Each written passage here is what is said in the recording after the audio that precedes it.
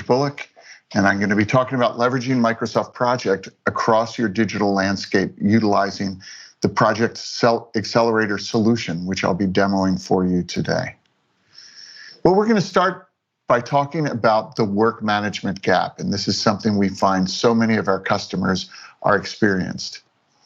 And it starts with the fact that today we all manage projects, but we're not all trained to manage projects. And we all believe collaboration is critical. And for our customers and for us at Microsoft who are leveraging Teams, we find that collaboration is getting better and better. But for many companies, it can still be chaotic, and it happens everywhere. It happens in email, in chats, in hallway conversations. And then teams want to manage work the way that makes the most sense for the team and the work.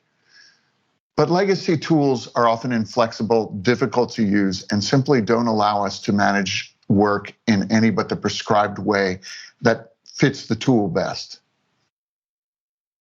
So because of this, we find that teams begin choosing their own tools to succeed. And that can be great for the team because they've picked a tool that fits their work, and they get started and they're doing great.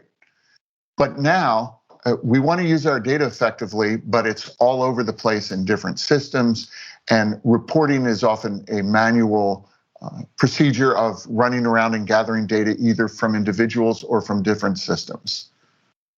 And finally, we want to make better decisions with our data, but it's really hard to get the big picture in real time because data is everywhere. One of the key reasons for this gap is that most platforms today only see some business data. So a CRM system may see accounts and orders and opportunities. A project management system sees projects and tasks. But most business processes are far more connected across systems and data. At Microsoft, we're excited because we believe we're in a unique position to help our customers bring this data together across our three key platform elements: Office, Dynamics 365, and Azure, in a single connected work management platform that brings to bear all these services and the capabilities that the services provide. So everything from Project for the Web, which is now built on the Power Platform, Dynamics 365, which brings in resource management and financials and many other things, Office, which brings in Teams, Planner, To-Do, Outlook, and SharePoint, and Project for the Web is natively integrated with Office. It's really built on Office as well as the Power Platform. And because Project for the Web is built on the Power Platform, we can bring to bear Power BI as our native reporting engine. Customers and ISVs can build great solutions using Power Apps, and we can automate workflows and business processes with Power Automate. And using the project roadmap capability, we can even bring in Azure Boards data into roadmaps alongside projects that are stored in Project for the Web. And of course, we can use Power BI to report across all these applications. And Project for the Web is built on the Common Data Service, which is a powerful, really it's an entity, a business entity management system, and that's where the data for Project for the Web goes. With all that, our vision for work management is really simple. We want to enable teams to work the way they want while enterprises get the results they need.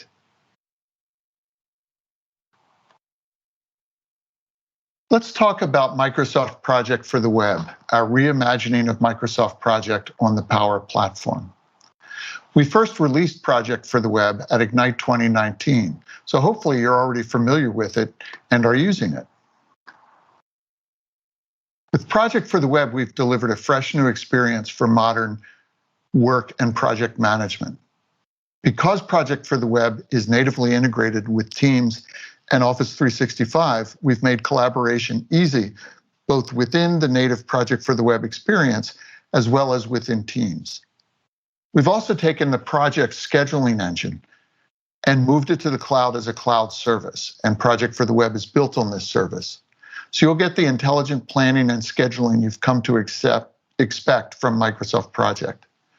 Also, because Project for the Web is built on the Power Platform, you'll have all the power you need to innovate and extend the system to meet your key business needs. Here you see our grid view, which has plenty of visual affordances to understanding assignments and status and much more. Here's our board view, and if you've used Microsoft Planner, you're probably quite familiar with this. You have plenty of power to customize your boards, as well as use the built-in boards we've provided for seeing things like task status, as well as assignees and more. This is the same data from the grid view, but just visualized in a Kanban-like fashion. And of course, we haven't left behind the Gantt view, which we call timeline in Project for the Web. This is a fully interactive timeline view where I can drag and drop to move tasks in time, to shorten or lengthen their duration, and to create dependencies between tasks. Now let's talk about the value of the Power Platform and Project for the Web together. The Power Platform is a no-code, low-code platform that enables you and empowers you to analyze your data, act on your data by building apps very quickly, and automate key tasks and business processes through your favorite apps and services. The capabilities that enable these things in the Power Platform are Power BI, of course, for business analytics, Power Apps for rapid application development, and Power Automate for workflow and business process automation. There are many other exciting capabilities such as data connectors, the AI builder, and of course, all the data is in the powerful Common Data Service. This picture gives you a visualization of Project for the Web on top of the Power Platform. Now, we've incorporated Power Automate natively into capabilities of Project for the Web and the project roadmap. Also, Power BI is our native reporting engine. And the Accelerator solution I'll be showing you later in the presentation is actually a Power App. Let's take a look at some of the features we've just added to Project for the Web. First, we just added project and roadmap apps for Microsoft Teams.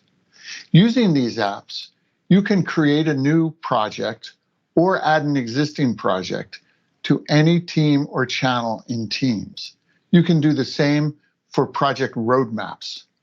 And then you will get the full experience of Project for the Web or the project roadmap capability right inside Teams. Next, we've added task custom fields.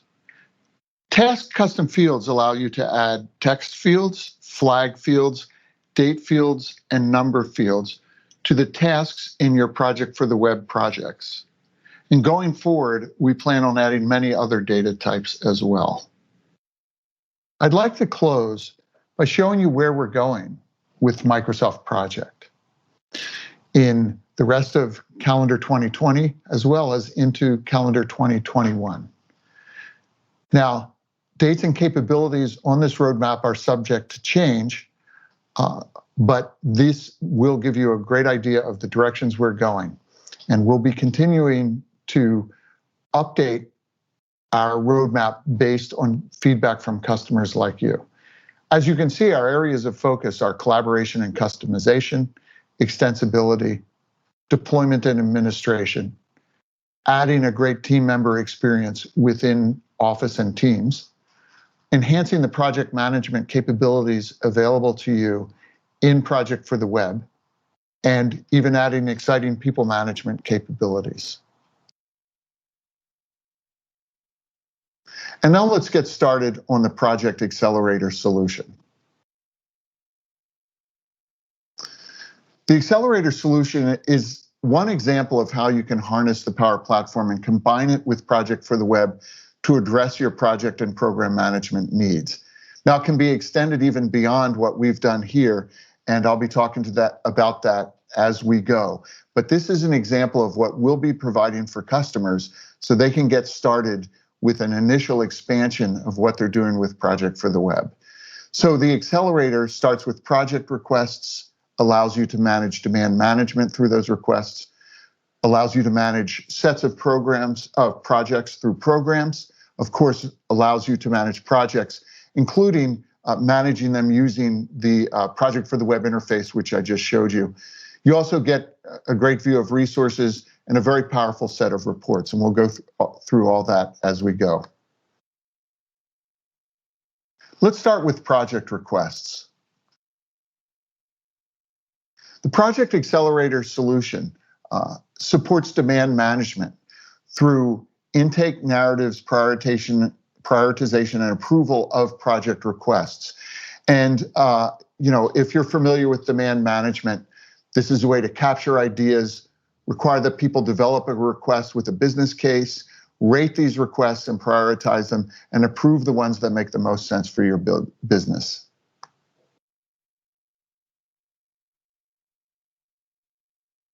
And what I'm going to do now is walk through a quick demo of project requests in the Project Accelerator solution.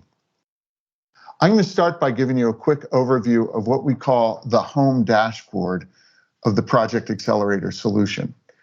And here you see I have 6 really easy to use reports that show me things like active project requests, financial summary, and so on.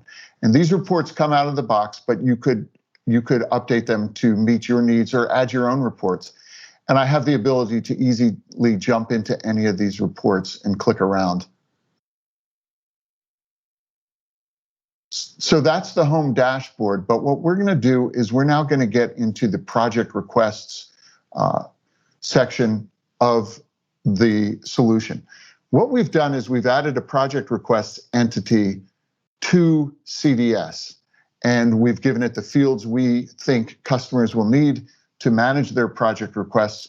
But of course, you could add more fields and customize this entity in any way that makes sense for your business. And so I'm looking at my list of project requests here, and you see I have all this great metadata, things like project type, priority, and so on. I also have the ability to filter this view to see things like approved project requests, all of the project requests, and so on. And another thing I can do is based on the metadata that is available for the project requests, I can do things like, let's group our project requests by request state or perhaps by executive sponsor. So I get a lot of different capabilities. And none of this required code. This is all sort of out of the box as we develop this solution and as you develop your own solutions. These capabilities are all things you get out of the box. Another great thing here is I get these really easy to use pop-out charts here. And I have a whole bunch of them here. In this case, I'm seeing estimated cost and benefits of my project requests by project type.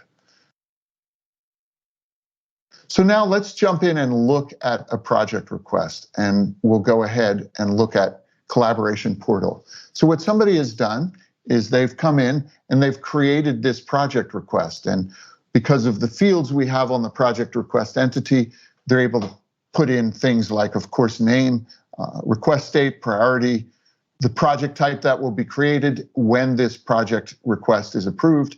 And then I have my stakeholders here.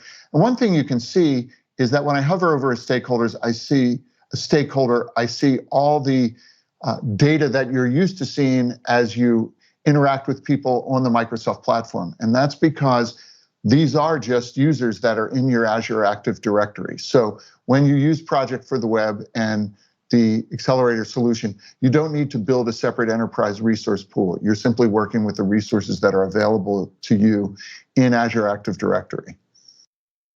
I've also provided fields for the requester to put in details and a narrative case. And then down here, we have some nice fields for prioritization. And also you're starting to see how I'm able to have calculated fields. So right now, this project is rated at a prioritization score of 54, but let's say the strategic alignment was stronger. We'll go ahead and change that. And now you see the prioritization score of the project request is a 50. The same over here, I've entered my estimated cost and estimated benefits of the project and gotten a calculated ROI for the project if it's approved.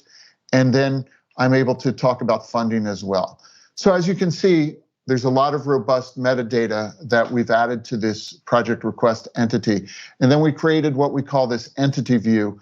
Again, no code involved here. This is just right out of the box, the ability to create entity views on top of existing entities.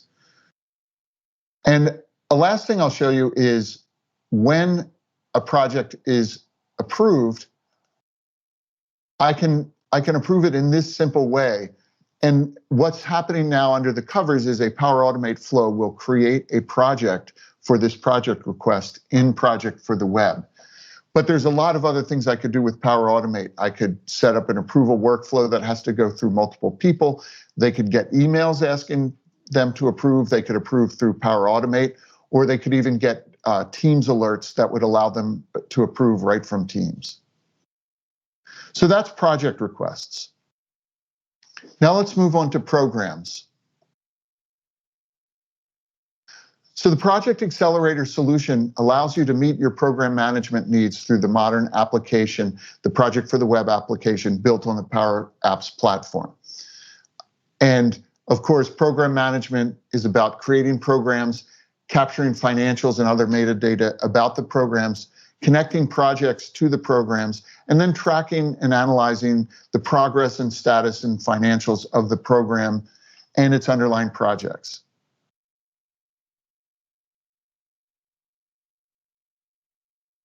So going back to the Accelerator solution, you see I have this other entity view for programs.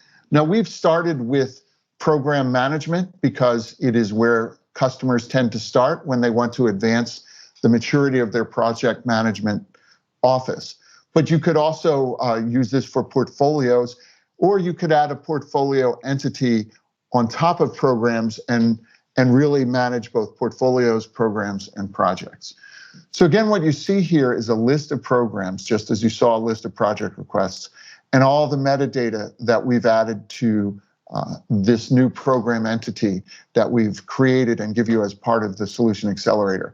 Now, some of these fields, as you see, of course, are calculated because they're based on the underlying projects. A nice thing here is as I go into the grid, I'm actually able to get in and do bulk editing through the grid itself. But let's go in and look at the entity view for a program. And once again, you see I've provided many fields for capturing things like state and priority, business unit here, program goals. And these are all drop-down fields where we've provided values that you can select, but you could also change these to your own values. You could add more fields, et cetera. And once again, I have my stakeholders here based on people who are in your Azure Active Directory. I've set the schedule of the program, and these are the desired start and finish dates for the program. These are independent of the underlying project's dates. And let's go on and see some of the other views that we have. So all of these fields that you're going to see across all these tabs are part of the program entity. So here you see I'm able to put in a budget and benefits. I get a calculated ROI. I get remaining budget allocation, and that's based on what's happening with the underlying projects. And over here, you see more calculated fields I have that, again, are based on aggregation of the data in the underlying projects. I have this nice status screen that allows me to track and set the status of the program. And again, this includes calculated fields based on the underlying projects. And I have a notes field where a notes view where I can go ahead and add notes about the program. But what's really nice here is the project grid.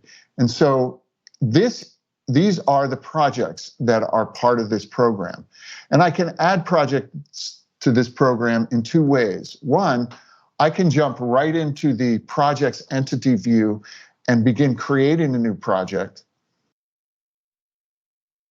Or I can look at the list of projects in my system and add one to the program. And that's how I've developed this view of all the projects that are part of the program. Now, from here, another thing we can do is we can choose a project and just jump right into this project entity view. And that's what I'm going to do for now. So now we're really at the core of the system, which is the project entity and related entities. The project entity is a native entity that you get with Project for the Web, and it comes with many valuable native fields. Its scheduling fields are set by the project scheduling engine that I talked about. But in this case, I've also added a whole bunch of custom fields myself, and we've added these to the Accelerator solution so that you can use them. And so you see there's very rich data here about state, stage, priority, and these are manually set here, but I could also use a Power Automate flow to automatically set these based on things that are happening to the project under the covers. I also have, of course, Project Manager, the calendar template being used. That's a very standard and important feature for a project management system. And then the schedule fields, which are all native Project for the Web fields. Now, we've really extended this entity with things like business case. And so here I can add a business case and narrative for this project. But also we have these fields here, and these fields are simply brought over from the project request that was, the starting point of this project. So when someone fills out a project request, once it's approved, we bring data over into the resulting project, and you see it here. We've also provided these powerful fields for project budget or financials. I can set the budget, the forecast, and the actual cost. And then, of course, I see remaining budget and variance. So you see we're already behind, we're over budget here. And I could go in and do a change management request to address that if I wanted. We'll talk about that in a minute. And then I have a calculated field for ROI as well, and these funding fields that came over from the project request. Then I can easily see the resources that are working on my project. Another thing is we've added a custom entity called risks that is related to the project. And so here I can go in and I can create new risks in the entity view for a risk. So this shows you all the data I can capture for a given risk and then see that risk in this view here. We've done the same thing with issues where you can create your own issues. We've added a custom issues entity to the system, as well as a change management entity. Also, there's this nice status page where I can go and set the status of this project manually. Some of these are calculated as well based on, for example, how many active risks, issues, or changes I have. And another thing we could do is we could automate some of this status based on what's happening to the project. And then a great thing here is I can at any time create a new status report using this, this status report entity view and add the data I need and save that. And then I will get a history of these status reports here that I can share out with people. But a really nice feature here is the tasks tab, because as you may remember when I showed you the slides of Project for the Web, this is Project for the Web running inside the Project Accelerator solution. So I get that grid view, I still get my board view, and I get my timeline view for this project. And another great thing is if I really want to pop out and go deep on the project, and I prefer to do that through the Project for the Web interface, I can do that by just clicking that button. And here you see I'm managing this project right inside the Project for the Web interface. I have my grid, my board, and my timeline. So that's projects, and there's a lot there. We've added a lot of custom fields and custom entities, and you as a user can even add more. But now let's look at one last thing about projects, which is just like project requests and programs, we have this great list view of all our projects. And here I see all the metadata about the project, summary metadata, but then I also have these other views where I can filter projects, I can get a view more of the financial aspects of projects, I can focus in on my projects, and so on. Status summary is another view. So I can choose different sets of projects that I want to show, and I can also choose the fields I want to see in each view. And again, this is all built with no code. So let's go back to our summary view. And just as we did with requests and programs, I have the ability to group my projects by all the metadata that's available, things like stage, financial health, on track, at risk, you see here, project type. So I have different project types that are created by my different project requests. And so there's a lot of sorting and grouping I can do here. And then again, I have in-grid editing, so I can do bulk editing of the projects if I need to. And also here is where I can go ahead and start a new project using the powerful project entity view and all of its tabs as we just reviewed with other projects. I'm going to spend just a minute showing you the resources view of the Project Accelerator solution. And here, of course, I get the ability to filter just like I did in the other views. And the nice thing here is, let's go into Megan Bowen, who is our unfortunately overworked project manager. And here I can get to the basic data about Megan. And I also can see this nice month view of her workload. And I'm not going to go too much deeper into this. There's other things to show because I want to make sure we have time to talk about reports. Now, of course, no project management system is worth its salt without a robust set of reports on top of all the data you're capturing in your system. We have a ton of great reports that we already provide out of the box with Project for the Web. We've added a bunch more with the Project Accelerator solution. This is going to be a whirlwind tour because there's a lot to show here, but I'll give you the highlights of each report and how they all kind of work. So it starts with the request dashboard, and this shows us all of the project request data in the system. Right now, I get, as you'll see across many of the reports, I get these tiles with summary data. Here, I get a great bar chart for showing strategic alignment. And of course, because this is a prioritization exercise, I get this kind of standard prioritization matrix view. This is all active data, so I can go in and filter in any way that makes sense, and all the the tiles will update to reflect my filtering. I also get the ability to filter by things up here. Program health, this is a standard format for the reports we provide with the Accelerator solution, where I see some visuals of different health aspects of my programs. And of course, I can click and filter in on those. So this is based on the program data in the system. Same thing for financials. Here, I get these summary tiles. I have a nice bar chart here. And then I can see project budget by business unit or program budget. And I also get an overall picture of program budget. And of course, I can drill in, and because this is active data, the report will filter for me. Now, portfolio health is very similar to program health, but this is based on all the projects in the system.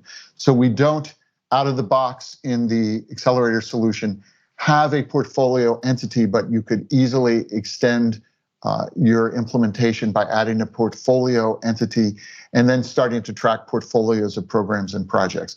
But in this case, you're seeing all the projects that are in the system. Again, you're getting a great view of health here. You have the ability to filter up here. So if you wanted to focus on a given project manager, you could do that.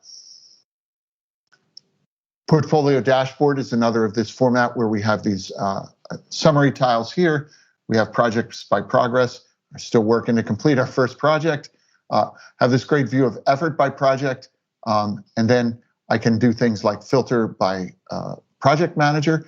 And then down in the grid here, I can do whatever I need to focus on, gee, what project has the most overdue tasks? What project maybe has made the least progress, and things like that. Financials is another of these formats where I have some great visualizations at the top, and then all the projects in here, the ability to focus in. This one's really nice. This shows how much budget we have in our projects in each stage. So we have a sort of 4-stage gate process for our projects, and we can see the projects and how much budget is currently sitting in each of those stages. Portfolio timeline. This is just a nice visualization of all the projects across time and the effort completed and effort remaining. We have portfolio milestones. This shows us what milestones were completed in the last 30 days, as well as what's upcoming in the next 30 days. We have dashboards for our risks. We have a nice risk impact matrix there, a standard thing in risk management. Issues dashboard, very similar. Changes dashboard. We have a really great resources dashboard here with a lot of summary data about our resources. And then I can do things like drill into different projects. I can see for each of my resources how much effort they've completed and how much they have remaining. So a lot of detail there. We also have a resource assignment view. And the great thing about this view is I can go to any resource and drill in and see the projects that resource is working on and see the tasks that they're working on as well. And I could also go and filter the whole report for a given project manager. Tasks overview. This is a really great report at the task level across all the projects in the system. So I get a lot of summary data. And of course, I can come in here and do some sorting to determine things like what tasks have the most effort remaining and things like that. Project timeline is similar to that portfolio timeline as it lays out projects and tasks across time. Here, I have this expanded out quite a bit, but you could contract it and just see the projects themselves. But here I'm seeing literally all of the tasks in the project. This is a great view for individuals to come in and filter, and then this allows me to focus in on my work and a lot of information about my work through these summary tasks, these summary tiles, and of course I can do sorting and filtering because it's active data. And finally, just a really easy timeline of my work. And so that's the reports that we provide. There's a lot there. Some of them come out of the box with Project for the Web, and others we've added for the Project Accelerator solution. So here's what we want you to do next, including, of course, make sure to go and evaluate the session. So thanks for spending time with me today. And coming to this very interesting and unique virtual Ignite. I hope to see all of you in Orlando this time next year. But for now, it's been great coming to you from my kitchen, and I hope everyone's safe and sound and enjoying Ignite. Thank you very much.